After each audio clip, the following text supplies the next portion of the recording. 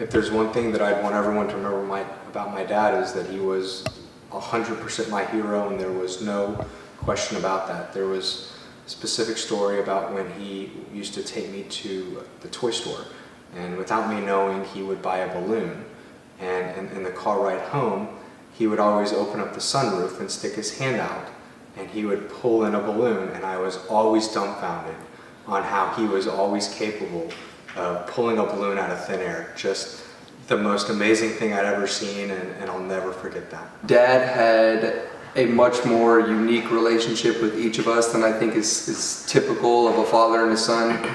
We all looked at him not just as a dad and as a mentor, but as our best friend as well. I think I speak for all of us when we say we each spoke to him every single day. Just a story that he liked telling about me was, so I stand about 6'3", 6'4", Dad was about 5'1", 5'2", so there was a big discrepancy between us. And we very frequently got the question, so where did this one come from? And Dad always answered the exact same, and his response was, I'm sure there's some tall Gentile family walking around Dallas with some short, curly-haired Jewish kid, but Michael turned all right, so we're going to keep him.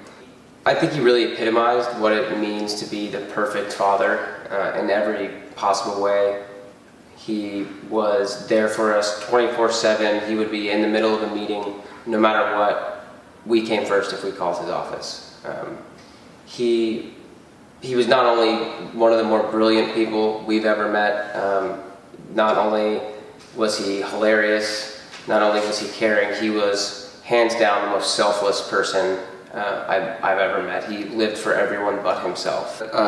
If there's anyone out there who may potentially have any sort of tips or information as to what happened, or just anything that even may be relevant, we would strongly urge and even beg you to call that information in, and hopefully it can be used to help and achieve justice for Dad.